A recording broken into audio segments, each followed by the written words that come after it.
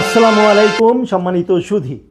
মহাগ্রন্থ কোরআন মাজিদে ভয় শব্দটি এসেছে অন্তত ৩১৩ বার এবং এর মধ্যে শুধুমাত্র মহান আল্লাহ তাআলাকে ভয় করার জন্য সরাসরি নির্দেশ দেওয়া হয়েছে অন্তত ৯৭ বার এবং মহান আল্লাহ তাআলা ব্যতীত অন্য কাউকে ভয় করতে নিষেধ করা হয়েছে অসংখ্য বার।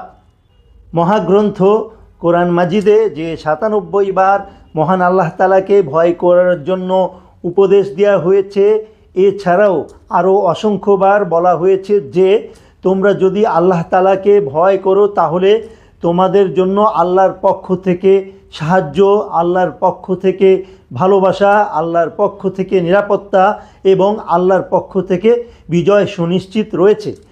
এখানে একটা কথা ক্লিয়ার বুঝতে হবে যে ভয় করা আর সম্মান ও শ্রদ্ধা করা কিন্তু এক জিনিস নয়। আমরা বড়দেরকে শ্রদ্ধা করব, আমরা বড়দেরকে সম্মান করব, সেটা অবশ্যই ঠিক আছে, কিন্তু আমরা ভয় করব শুধুমাত্র মহান আল্লাহ তাআলাকে। বড়দের ভয় করব তার মানে এই নয় যে আমরা তাদের কোনো অন্যায় মেনে নিব অথবা আমরা তাদের কোনো জুলুম, আমরা তাদের কোনো অন্যায্য অনৈতিক কাজ অথবা আমরা তাদের কোনো অসদাচরণ মেনে নিব, তা নয়। ব্যাপারটা এইরকম নয়। এইখানে ভয় করতে বলা হয় নাই, বরং অন্যায় কাজে বাধা দিতে হবে।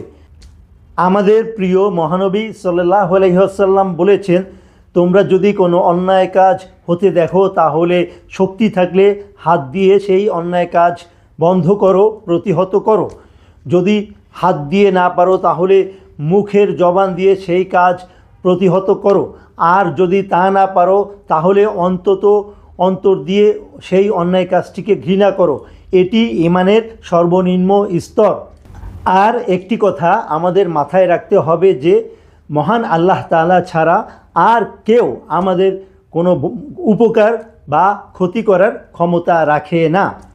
সারা পৃথিবীর মানুষ মিলে যদি আমাদের কোনো কল্যাণ সাধন করতে চায় আর মহান আল্লাহ তাআলা যদি তা না চান তাহলে সারা পৃথিবীর মানুষ মিলেও আমাদের সেই কল্যাণ সাধন বা সেই উপকার করতে পারবে না।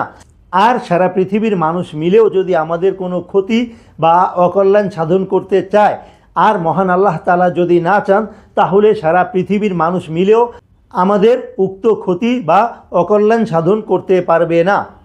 মহান আল্লাহ তাআলা আমাদেরকে বোঝার তৌফিক দান করুন, আমিন। আজ এ পর্যন্তই সম্মানিত সুধী। এই রিসার্চটি এবং এই অলঙ্করণটি আমার নিজের করা। আপনারা আমার জন্য দোয়া করবেন। আসসালামু আলাইকুম ওয়া রাহমাতুল্লাহি ওয়া বারাকাতুহু।